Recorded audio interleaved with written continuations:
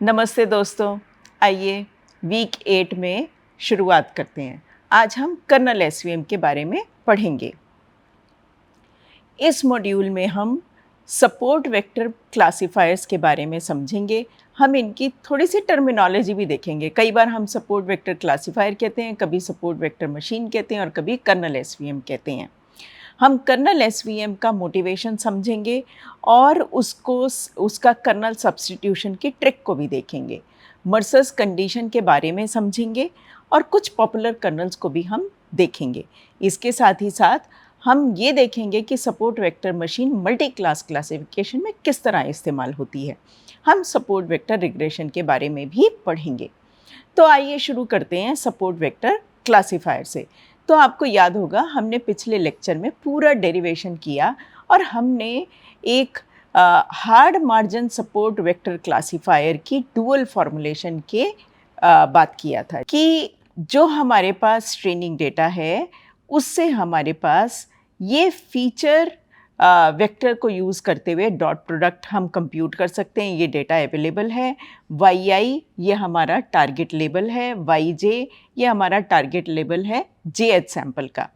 ईटा i और ईटा j ये हमें लर्न करने हैं।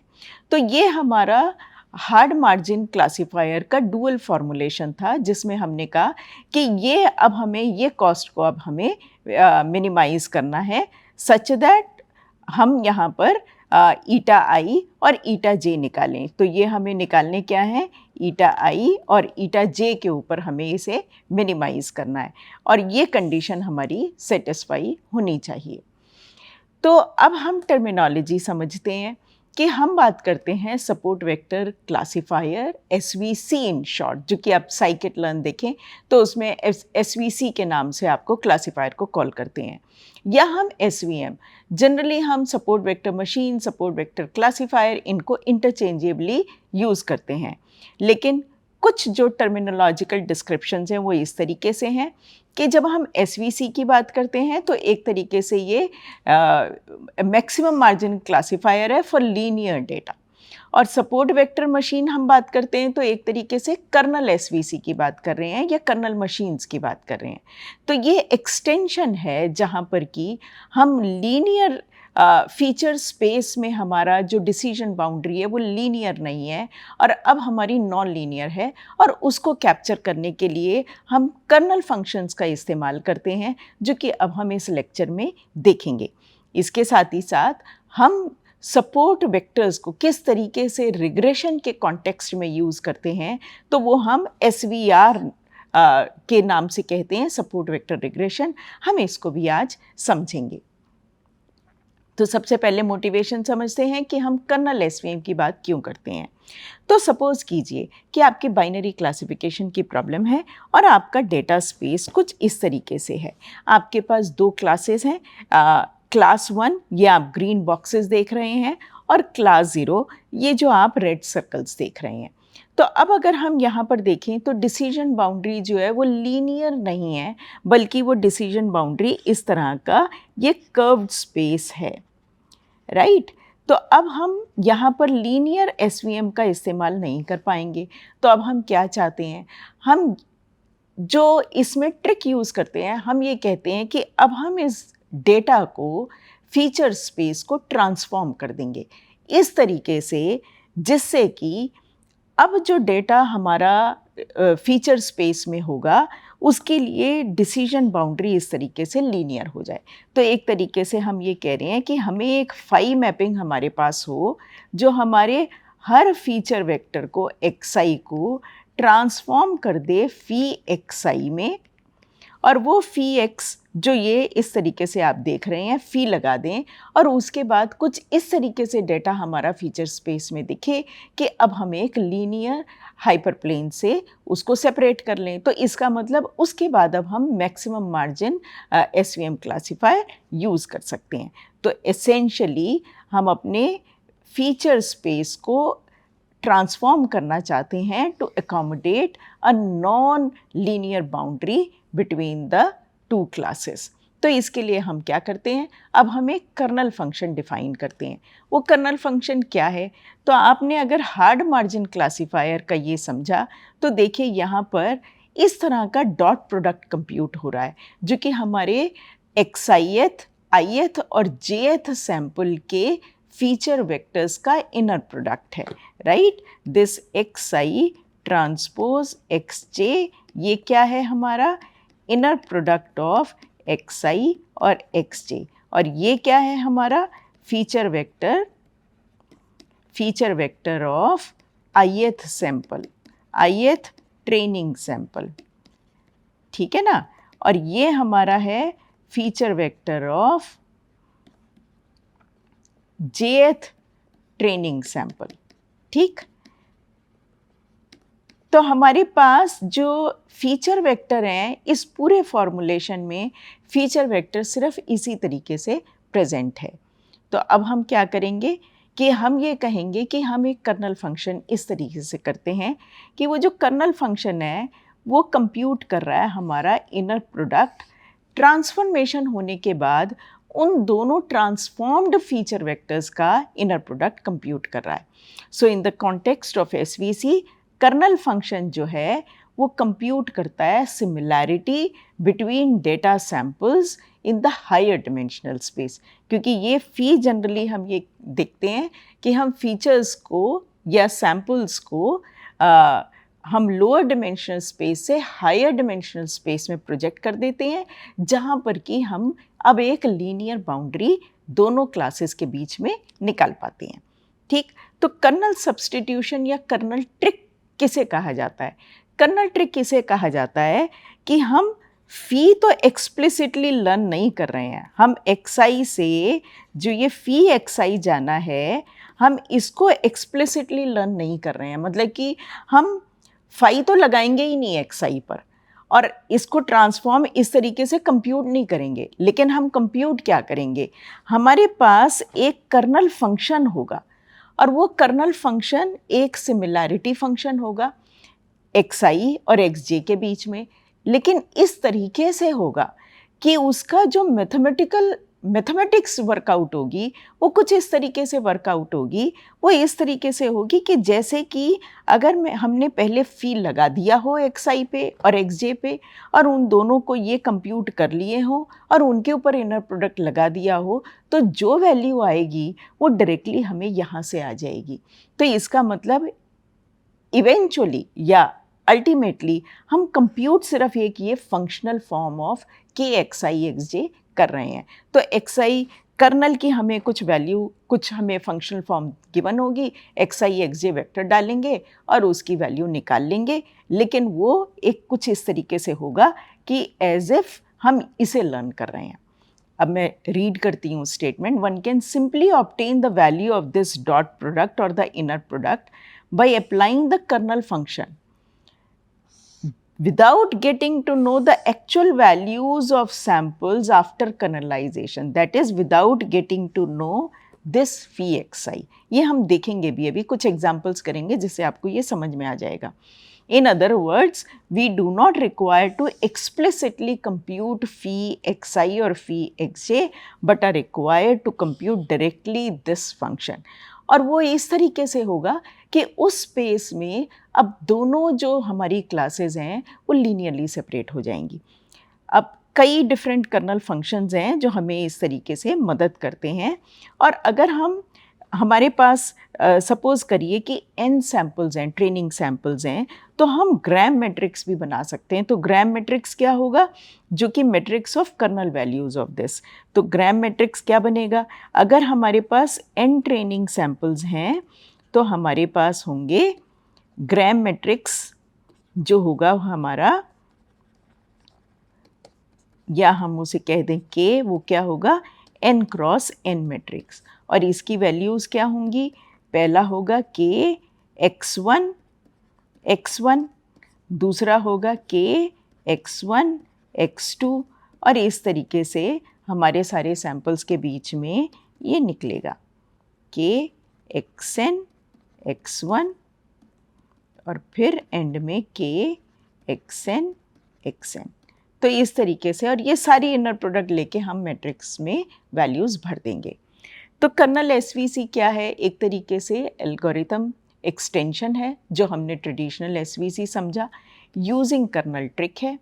और क्या अलाउ करता है? Non linear complex decision boundaries को भी मैक्सिमम मार्जिन क्लासिफायर से सेपरेट करने में मदद करता है। और उसको कंप्यूट कैसे करते हैं? तो आपका जो dot product x i transpose x जे था उसको आप इससे रिप्लेस कर देंगे। तो बेसिकली हम क्या कर रहे हैं? तो हम ये कर रहे हैं कि हम फ़ी, यहाँ पर हमारा एक्स आई ट्रांसपोज एक्स जे था, इसको हमने रिप्लेस कर दिया फ़ी x i transpose fee x जे से, और ये हमारी कंडीशंस हो गई। इस तरीके से अब हम इसका इम्प्लीमेंटेशन करते हैं। तो एक एग्जांपल देते हैं जिससे हम आराम से थोड़ा समझ सकें। तो सपोज़ कीजिए यहाँ पर भी आप देख रहे हैं कि आपका इनपुट स्पेस कुछ इस तरीके से है, कॉम्प्लेक्स डिसीजन बाउंड्री है। तो अब आप एक हायर डिमेंशनल फीचर स्पेस में चले गए यहाँ पर, जहाँ पर कि अब ये कॉम्प्लेक्स बाउंड्री हम देख पा रहे हैं। तो सपोज़ करिए कि हाउस विल बी सोल्ड और नॉट, आप इसका डिसीजन लेना चाहते हैं, और आपके फीचर्स क्या हैं? फीचर्स हैं आपका एरिया और distance from the market place. तो ये आपके दो फीचर्स हैं। तो xi को हम ट्रांसफॉर्म कैसे कर सकते हैं? कि हमने इसको ट्रांसफॉर्म किया और एक फीचर वेक्टर बना दिया xi1, xi2, और तीसरे में भर दिया xi1, xi2। तो एक तरीके से हमने अपना फी जो है वो हमारा ट्रांसफॉर्मेशन है 3 dimensional space, 2 dimensional space to 3 dimensional space. And this modified feature space is also called as reproducing kernel Hilbert space. अब हम मर्सर्स कंडीशन की बात करते हैं और कहते हैं क्या बताएगा जो हमें बताता है कि ये वैलिड कर्नल है या नहीं है।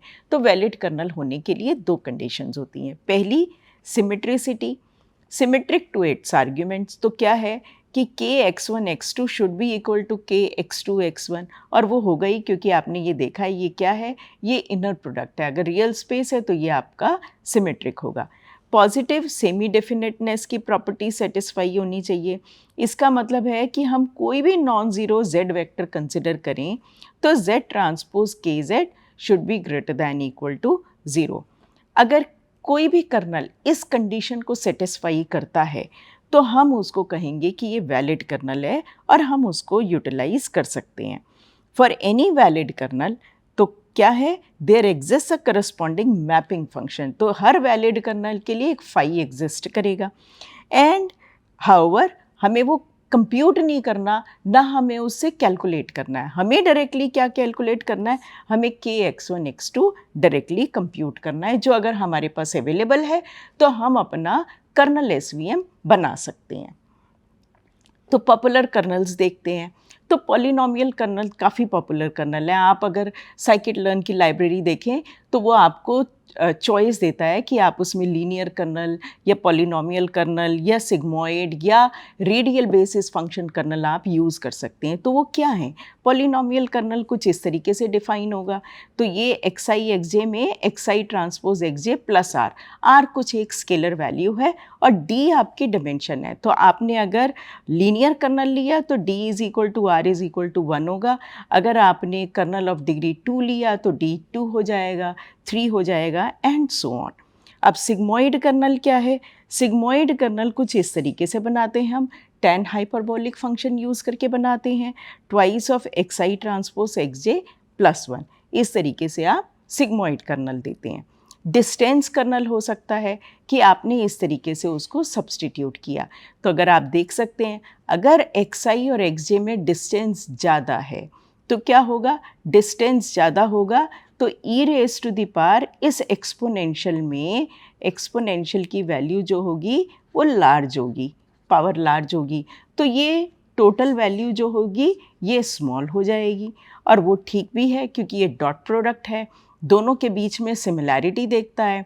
अगर एक्स आई और एक्स जे दो सैम्पल्स हैं जो काफ़ी दूर हैं तो उन दोनों का डॉट प्रोडक्ट जो है वो कम हो जाएगा। लेकिन अब हमने क्या किया है कि हमने रेगुलर डिस्टेंस नहीं यूज़ किया। आप देखिए हमने एक्सपोनेंशिएटेड डिस्टेंस यूज़ किया है, तो हमने उसको स्लाइटली मॉडिफाई कर दिया है। ठीक है, तो अब ये हमारा नॉन लीनियर एक तरीके से फंक्शन है जिसको हम यूटिलाइज करें। इसी तरह अगर हम रेडियल बेसिस कर्नल की बात करें तो वो हमारा इस तरीके से बनता है। तो अब ये एक तरीके से गॉसियन जैसी शेप है। So it's a spherical kernel with xi as centre and sigma is the radius, जो कि सिग्मा एक तरीके से गॉसियन कर्नल के स्प्रेड की तरह भी आप उसको देख सकते हैं। तो ये क्या है, ये कुछ नहीं है, डिस्टेंस कर्नल, अगर उसमें आप यूक्लिडियन डिस्टेंस को यूज़ कर लें एज द डिस्टेंस मीट्रिक। इसी तरह महालानोबिस कर्नल है जो कि जिसकी फंक्शनल फॉर्म कुछ इस तरीके से होती है, जहाँ पर हम कहते हैं कि K is a covariance matrix और distance kernel with Mahalanobis distance as a kernel metric. अब हम एक एग्जाम्पल करते हैं जिससे हमें थोड़ी सी क्लैरिटी होगी। तो सपोज़ करिए कि हमारे पास पॉलिनोमियल कर्नल है जो कि इस तरीके से डिफाइंड है। अब लेकिन हमने ये भी कहा कि ये कर्नल तो इस तरीके से डिफाइंड है, लेकिन ये एक तरीके से इम्प्लिसिटली बना क्या रहा है, ये बना कुछ इस तरीके से इनर प्रोडक्ट ले रहा है फी xi का फी xj के साथ। तो अब हम यहाँ पर देखते हैं कि सपोज़ करिए कि हमने फ़ी को कुछ इस तरीके से डिफ़ाइन किया जो R2 से R6 में ले जा रहा है।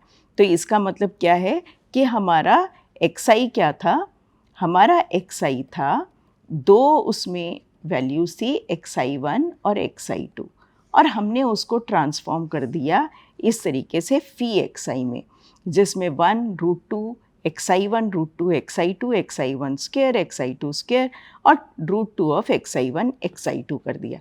अब हम देखना चाहते हैं कि अगर हम दो सैम्पल्स के बीच में इस कर्नल की वैल्यू को कंप्यूट करें तो क्या वो उसी के बराबर है एज इफ अगर हम फ़ी xi का फ़ी xj के साथ इनर प्रोडक्ट निकालें। तो देखते हैं। तो हमारा k xi xj कुछ इस तरीके से है, जिसको हमने ऐसे करके स्क्वायर करके लिख लिया। ठीक, अब हम इसको खोल लेंगे, खोला तो हमारा ये फंक्शन आ गया। अब अगर हम फ़ी xi ट्रांसपोज और फ़ी xj को कंप्यूट करें तो वो क्या होगा, ये xi के करस्पॉन्डिंग पे ये रो आ गई, xj के करस्पॉन्डिंग ये कॉलम आ गया। अब अगर आप इसको मल्टीप्लाई करेंगे तो वो स्केलर बनेगा। क्यों, ये है 1 क्रॉस 6 और ये है 6 क्रॉस 1, इन दोनों का मल्टीप्लिकेशन 1 क्रॉस 1 बनेगा, और जब आप इसे कंप्यूट करेंगे तो ये इसी के बराबर आएगा। तो हमने क्या देखा, लेकिन हमें इन जनरल ये निकालने की ज़रूरत नहीं है। हम पहले फ़ी xi नहीं निकालेंगे, फ़ी xj नहीं निकालेंगे। हम क्या करेंगे, हम सीधा इस फंक्शन को यूज़ करेंगे और हर दो सैम्पल्स के बीच में इसको अप्लाई करके और सीधा इसको निकालेंगे। क्यों, क्योंकि जो हमारा डुअल फॉर्मुलेशन है कर्नल SVM क्लासिफायर बनाने के लिए, उसके अंदर तो हमें सिर्फ k xi xj ही कंप्यूट करके उसकी वैल्यू सब्सटीट्यूट करनी है और ईटा i ईटा j निकाल लेने हैं लॉस कॉस्ट फंक्शन को मिनिमाइज़ करते हुए। तो हमें सिर्फ उसी को इम्प्लीमेंट करना और हमें कुछ भी नहीं करना। तो सीधा हम इस फंक्शन को निकालेंगे, उस एक्सप्रेशन में डालेंगे, yj टारगेट लेबल्स हमारे पास हैं। पूरे डेटा के लिए हम उस कॉस्ट फंक्शन को कंस्ट्रेंट मिनिमाइजेशन की प्रॉब्लम है उसको सॉल्व करेंगे और हम अपना फाइनल आंसर या क्लासिफायर बना लेंगे। अब ये तो देखा हमने कि SVM क्या होता है और कर्नल SVM क्या होता है। अब हम बात करते हैं multi class support vector classifiers की। तो जनरली जितना भी हमने डेरिवेशन भी देखा और सारा समझा तो उससे पता लगा कि भाई ये तो बाइनरी क्लासिफायर बना रहा है, लेकिन अगर हमें मल्टी क्लास क्लासिफायर बनाना है तो क्या करेंगे। तो क्योंकि ये उसको बाय डिफ़ॉल्ट तो डायरेक्टली तो नहीं होता, लेकिन अब हम इसको दो डिफरेंट तरीके से अप्रोच करते हैं। एक तो हम कहते हैं कि हम वन वर्सेस रेस्ट की अप्रोच फॉलो करेंगे और दूसरी है वन वर्सेस वन की अप्रोच फॉलो करेंगे। अब इन्हें देख के समझते हैं तो क्या है। तो सपोज़ करिए आप वन वर्सेस रेस्ट की अप्रोच फॉलो कर रहे हैं, तो आपके पास क्या है, आपके पास 3 क्लास का डेटा है। तो लेकिन आप चाहते हैं कि हम SVC सपोर्ट वेक्टर क्लासिफायर्स को ही यूज़ करें, जो कि बाइनरी क्लासिफायर है बेसिकली। तो अब हम क्या करेंगे, हम 3 क्लासिफायर बनाएंगे। एक क्लासिफायर हमने पहला क्लासिफायर बनाया जिसमें ये हमारी पहली क्लास है, ये हमारा पहला क्लासिफायर है, तो इसमें ये क्लास 1 है और ये हमारी रेस्ट है, मतलब कि इसको हम लेबल कर देंगे क्लास 0। दूसरा क्लासिफायर बनाएंगे, उसमें हम कहेंगे कि ये हमारी क्लास 1 है और ये रेस्ट है विच इज़ क्लास 0। तीसरा बनाया जिसमें हमने कहा ये क्लास 1 है और ये हमारा रेस्ट है विच इज़ क्लास 0। तो अब हमने, अगर हमारे पास n क्लासेस हैं तो हम इस तरीके से n क्लासिफायर्स बना लेंगे। तो यहाँ पर हम 3 क्लासिफायर बना लेंगे और तीनों क्लासिफायर्स में जिस क्लास की प्रोबेबिलिटी, क्लास 1 की प्रोबेबिलिटी जो भी हाईएस्ट देगा वो हमारी क्लास हो जाएगी। और इस तरीके से हम वन वर्सेस रेस्ट की अप्रोच को फॉलो करते हुए हम मल्टी क्लास क्लासिफिकेशन कर सकते हैं। दूसरी अप्रोच क्या है? वन वर्सेस वन की अप्रोच। अब इसमें हम क्या करेंगे कि अगर हमारे n क्लासेस हैं तो हम बाइनरी क्लासिफायर्स बनाएंगे। कितने? हर 2 पेयर को कंसिडर करेंगे और उनके लिए क्लासिफायर बना लेंगे। तो ये होगा n इंटू n माइनस 1/2। तो सपोज़ करिए कि आपकी 3 क्लासेस हैं, तो ये हो गया 3 इंटू 2 डिवाइडेड बाई 2। तो इसका मतलब हमारे 3 क्लासिफायर बनेंगे। पहला क्लासिफायर ये बना, दूसरा क्लासिफायर ये बनाया और तीसरा क्लासिफायर हमने ये बनाया। अब हम इन 3 क्लासिफायर्स को यूज़ करते हुए हम ये पता करेंगे कि हमारी जो, अगर हमने इसमें हर क्लास के लिए हर जो क्लास है वो कुछ क्लासिफायर्स का पार्ट बन रही है, तो हम उसको देखेंगे कि उसमें से जितने क्लासिफायर्स के वो क्लासिफायर का पार्ट बनी, उन में हम मेजॉरिटी वोट करके और फिर ये देख लेंगे कि वो क्लास की प्रोबेबिलिटी कितनी हाई है। अब हम इसको इस तरीके से इसको डिसीजन लेंगे। अब हम आगे चलते हैं जिसमें हम बात करते हैं सपोर्ट वेक्टर रिग्रेशन की। तो अभी तक हमने क्लासिफिकेशन की बात किया और हमने कहा हम मैक्सिमम मार्जिन क्लासिफायर बनाते हैं। और हम किस तरीके से बनाते हैं कि हमारा डेटा होता था और हम डेटा के डिसीजन बाउंड्री बनाते थे, लेकिन 2 मार्जिन भी बनाते थे।